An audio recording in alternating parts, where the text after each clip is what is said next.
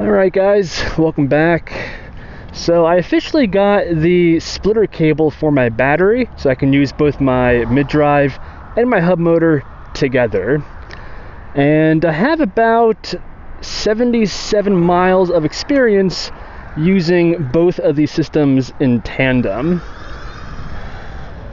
And this video is going to be me sharing my testing experience with you guys. And this right here is the main benefit of the mid-drive motor, trail riding. Because, okay, so far, as mentioned, 77 miles of combined dual motor action here. My phone is falling out of my pocket. But this is my takeaway so far. I will not be replacing my hub motor anytime soon with this CYC mid-drive. Now, that's not to say it's not good. By the way, I have no idea what this trail is, so we're gonna find out together. Okay, but back to my train of thought here. You guys have to understand that this bike that I'm riding right now is actually my main mode of transportation. This isn't like a dedicated mountain bike that on the weekends I take trails and that's the only time I ride it. If that was the case, then I would totally replace my hub motor just with this mid-drive. And the mid-drive motor definitely has some solid advantages over my hub, and that's mostly in terms of acceleration, hill climbing ability, and off-road terrain. Oh, and also the pedaling, because this has a torque sensor built into the bottom bracket. So the pedaling feel is pretty nice with this mid-drive. But unfortunately, when it comes to just commuting and road riding, which, let's be real, unless, as mentioned, this is your dedicated mountain bike, that's what most of your riding is going to consist of. And there, my hub motor is by far superior. And the main reason for that is because this mid-drive, let me show it to you guys. So the mid-drive is nice, it's very high quality build materials, but you're going to notice that it's very clunky. You can see how it uses two separate chains. And when you compare this against the competition, namely the Bafang bbshd, you're going to notice that that one doesn't have that secondary chain. The motor cog is directly attached to the front chainring. The advantages of that design from Bafang, which maybe this speaks to them being a more mature company, but it just adds to the refinement of that system. It removes a point of failure. Also, that primary chain is what makes a lot of noise on this system. It's not really the motor itself. Boom. But see, now that I'm on road, I can just use my hub motor instead, because this is where the hub really shines. I gotta say, it's pretty nice having both of them in tandem.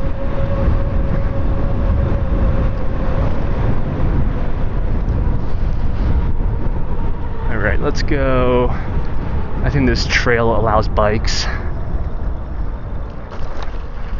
And just like that, let's switch back to the mid-drive. So yeah, when it comes to going at a faster speed on road, I much prefer the simplified experience that the hub motor offers. And due to all the extra complexity of the mid-drive, when moving at a higher speed, there's a lot of noise from all the chains, and it also vibrates the bike a little bit, which is kind of unpleasant. Get ready for this, guys. I'm gonna try out a new camera angle here.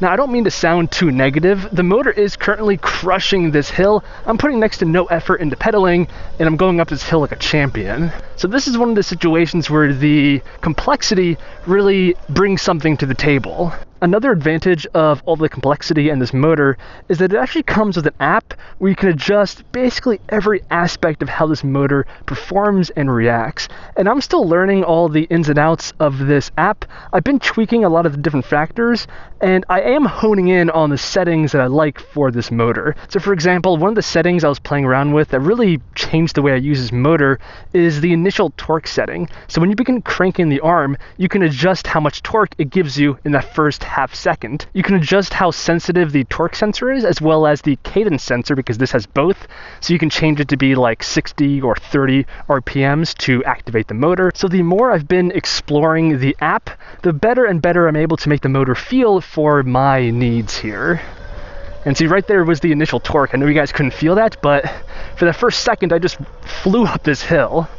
Okay, so now let me use this opportunity to tell you guys how I've been taking advantage of the mid-drive along with my hub motor. So, as I mentioned, the vast majority of my riding is on road. And what I've been doing is when I'm at a standstill, like at a red light or something like that, I initiate my movement by pedaling. I only pedal for about like 2 seconds, and once I'm at like 15 miles an hour, I switch over to the hub motor. So to demonstrate, it looks something like this. I begin moving, I pedal, I get up to speed, and then I switch to my hub. So I'm using the hub motor right now.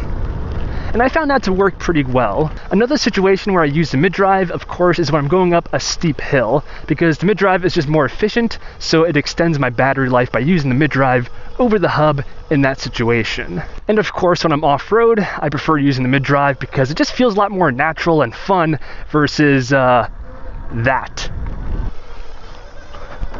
Oh boy.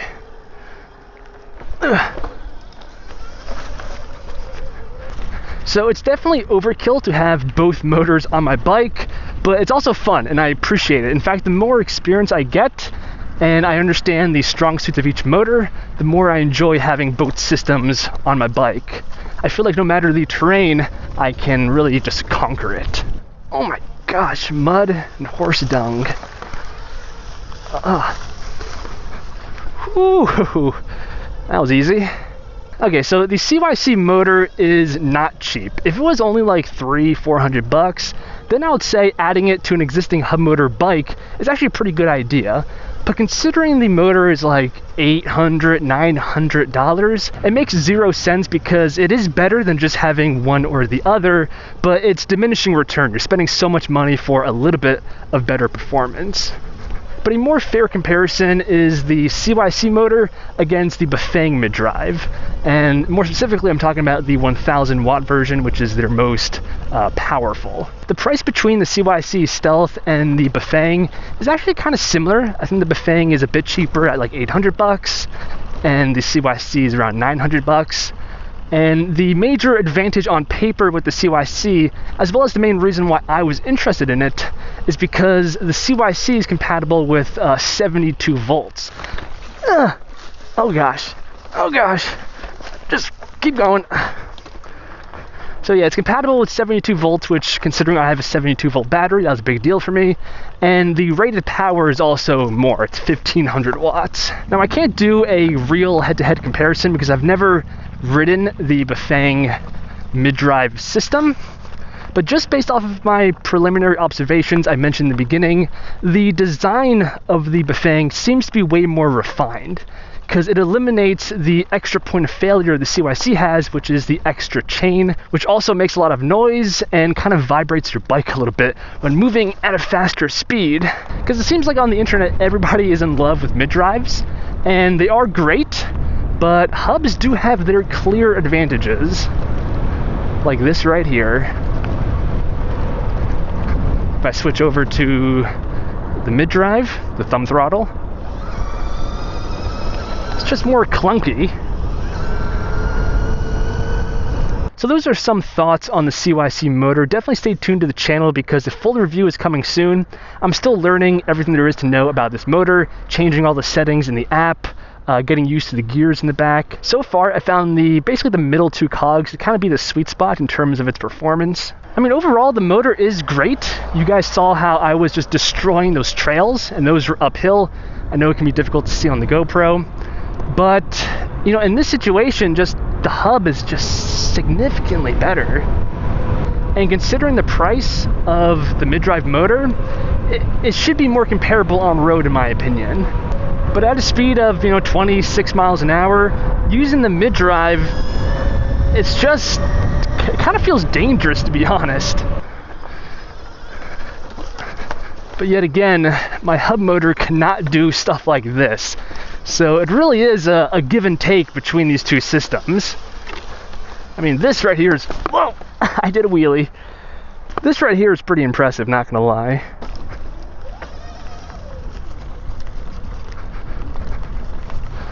And then when I get back on the road, I switch to the hub.